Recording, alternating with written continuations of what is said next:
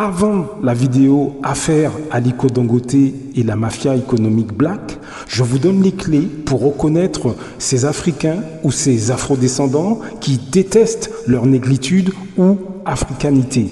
Après cette vidéo, nous parlons du comment ensemble on peut faire beaucoup plus d'argent. Choisissez ce que vous regardez. Blaf, bonjour Africains, Africaines, Afrodescendants, Afrodescendantes. Je vous salue. J'espère que vous resplendissez de... Qu'est-ce que je peux dire aujourd'hui? Vous resplendissez de paillettes dorées. C'est pas terrible, hein? Mais j'ai pas trouvé mieux. Bon, en gros, moi j'espère que vous allez bien. On continue nos discussions économiques. Alors, je vais vous faire écouter une personne qui n'a aucune éducation financière.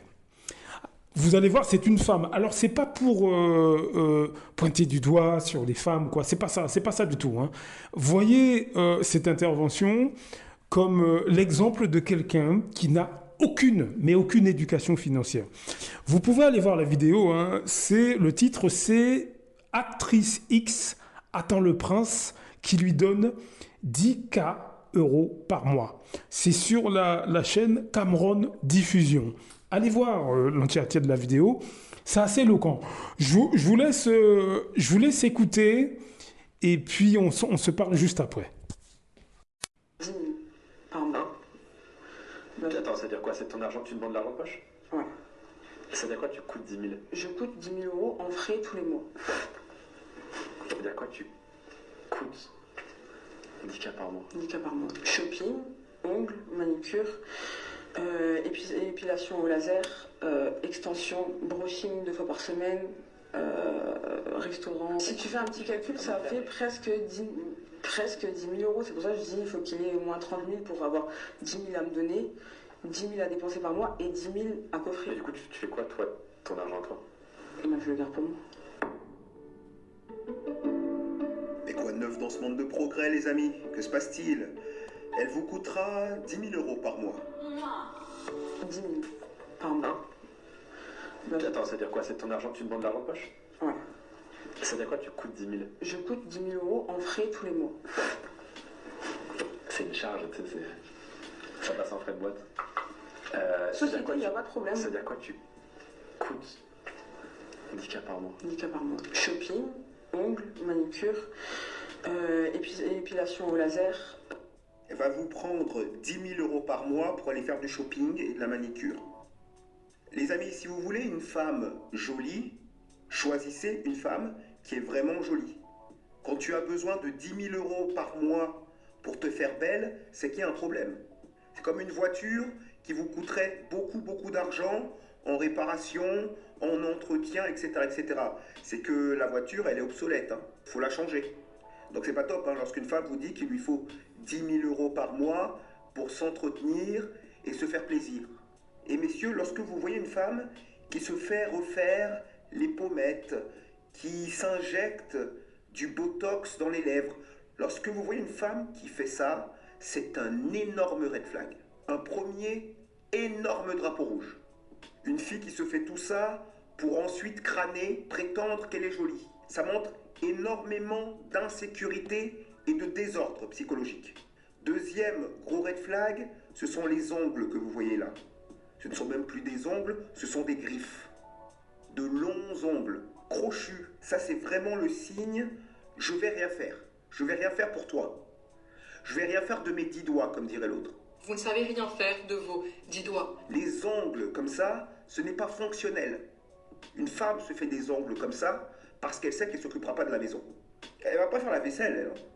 Jamais de la vie. Hein. Elle vous dit tout de suite, je vais rien faire pour toi. Je te coûte 10 000 € par mois et je ne vais rien faire pour toi. Extension, brushing 2 fois par semaine, restaurant. Ça coûte une blinde, ça. C'est que ça. La liste n'en finit pas, hein, les amis. Si vous voulez une femme belle, allez vers une femme vraiment belle. Ça sert à rien d'aller vers une femme qui n'est pas belle et qui va vous ruiner pour essayer de devenir ou de rester belle.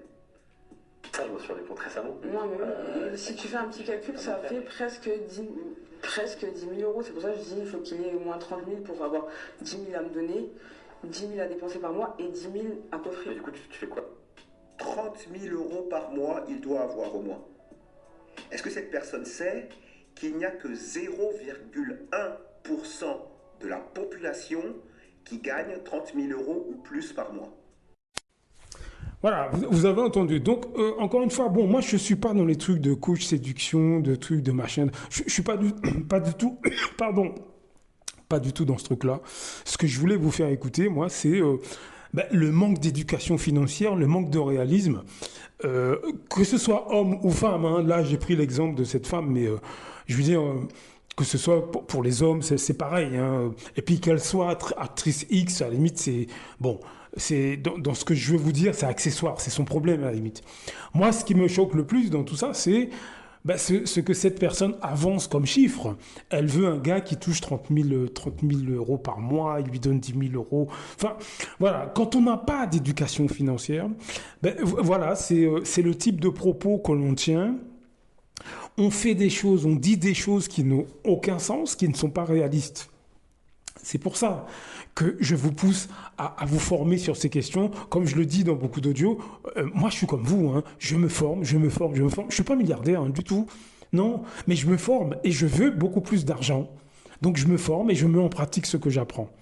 Vous voyez, là on est devant quelqu'un qui n'a pas d'éducation financière, n'a pas la volonté de se former sur ces questions, manifestement, et elle rejoint beaucoup de gens dans notre quotidien qui, eux, vont acheter des belles voitures, vont acheter des grosses maisons avec des petits salaires, vont faire des crédits astronomiques. Alors, je ne dis pas que acheter une maison ou acheter une voiture, c'est pas bien, c'est pas ce que je suis en train de dire. Je dis simplement que il faut bien comprendre ce qu'on est en train de faire. Quand vous achetez une maison pour habiter dedans, c'est quelque chose qui ne rapporte pas de revenus. Alors, je ne dis pas de ne pas acheter de maison, mais est-ce qu'il faudrait mieux pas louer et acheter une maison pour mettre un locataire dedans? Vous louez un appartement ou une maison pour vous, vous habitez dedans et vous faites un prêt pour acheter une maison ou un appartement et là, vous mettez un locataire. Ça génère des revenus. Vous voyez, c'est dans cet état d'esprit-là que je dis les choses. Vous voyez ce que je veux dire? Au lieu d'acheter la grosse voiture à crédit, est-ce que c'est pas mieux d'acheter une plus petite voiture de manière à avoir suffisamment de moyens et pour avoir un prêt à la banque et pour acheter des appartements? Vous voyez ce que je veux dire? Maintenant, si vous achetez une voiture pour la louer, vous faites de la location de voiture, pourquoi pas? Pourquoi pas? Vous voyez ce que je veux dire?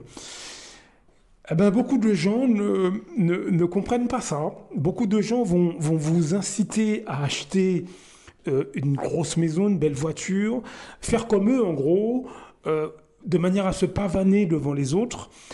Et malheureusement, dans notre communauté, hein, qu'on soit africain, afro-antillais, peu importe le pays du monde noir d'où vous venez, vous voyez souvent ce schéma. Vous voyez une catégorie de nos semblables qui, eux, ne sont pas dans cette mentalité de création de richesse. Eux, ils veulent afficher ce qu'ils ont. Eux, ils veulent se vanter devant les autres de ce qu'ils ont.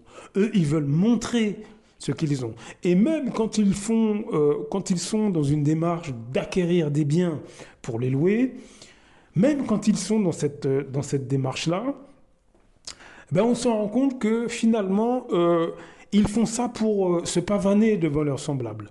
C'est-à-dire, ils achètent 1 ou 2 appartements, très bien, ils mettent des locataires dedans, très bien, et ils se prennent très vite pour des richissimes propriétaires immobiliers. Alors que leur démarche est très bien, mais ce n'est qu'un début. Avoir 1 ou 2 logements que vous louez, ce n'est qu'un début. Hein. C'est bien, c'est super, mais ce n'est qu'un début. Ce n'est qu'un début. Hein. Vous n'êtes pas multimilliardaire avec 2 logements que vous louez. Bien sûr que non. Vous voyez ce que je veux dire? Donc, je veux dire, soyez objectifs sur les choses. D'ailleurs, si vous voulez commencer à investir dans l'immobilier, vous avez une société qui fait ça, qui aide les gens à acquérir des logements pour les louer. Regardez sur l'internet, c'est Michael Zonta, il s'appelle. Je regarde tout de suite. Alors, il va vous falloir un apport, hein, mais c'est quand même pas mal ce qu'ils font. Ils aident les gens à acquérir des logements.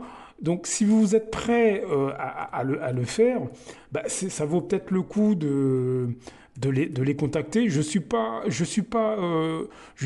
affilié avec eux. Alors le site, pardon, c'est investissement-locatif.com. C'est Michael Zonta et Manuel Ravier.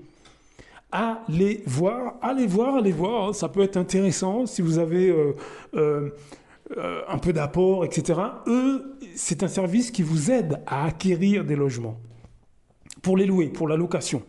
Donc allez voir, c'est presque du clé en main, hein. Ils vous trouvent le logement, ils calculent les probabilités de rentabilité, etc., etc. C'est vraiment pas mal. Allez voir. Donc est-ce que vous voyez ce que je vais vous dire? Est-ce que je veux dire que quelqu'un comme ça, que vous soyez un homme ou une femme, vous rencontrez quelqu'un comme ça qui tient ce genre de propos, mais je veux dire, même si vous n'avez pas l'intention de sortir avec ou de vous marier avec ou quoi, mais même dans une discussion, vous êtes dans une soirée, vous parlez avec quelqu'un qui parle comme ça, bah écoutez, vous vous éloignez, quoi. Alors, si la personne a un minimum d'intelligence, elle va quand même pas aborder ce sujet sans connaître la personne qu'elle a en face d'elle. Mais si vous fréquentez quelqu'un et au bout de quelques semaines, il vous parle comme ça, c'est pas la peine. Vous voyez ce que je veux dire? C'est vraiment pas la peine. Vous n'êtes pas devant quelqu'un qui a un minimum d'intelligence financière. Là, vous allez dans un mur. Vous voyez ce que je veux dire? Donc voilà, moi, ça me rappelle, il y a pas mal d'années, je parlais avec un de mes compatriotes martiniquais et il me disait, je lui disais, mais... à l'époque, hein, j'étais pas encore tout à fait, il y a des années ça, hein, j'étais pas encore sur la création de richesse, etc. Mais je me rendais compte que ça servait à rien d'acheter une grosse voiture qu'on peut à peine payer. Et lui, c'était son cas. Lui, je disais, mais combien te coûte ta voiture? Parce qu'il y avait une voiture, vous savez, les voitures un peu sport, là, j'ai oublié la marque, hein. Mais bon, c'est quand même assez onéreux, ça consomme, etc., etc. Avec les jantes en alu, les pneus, et vous voyez ce que je veux dire, le pot d'échappement qui a été ceci, cela. Et donc, je lui dis, mais ça te coûte combien? Donc, il me dit un peu, mais je lui dis, mais... ça revient quand même un petit peu cher par mois. Et il me dit, ouais, mais bon, moi, je préfère investir, dans une voiture, etc. Mais je lui dis, mais déjà à l'époque, hein, je lui dis, mais c'est pas mieux d'acheter un logement ou quelque chose comme ça.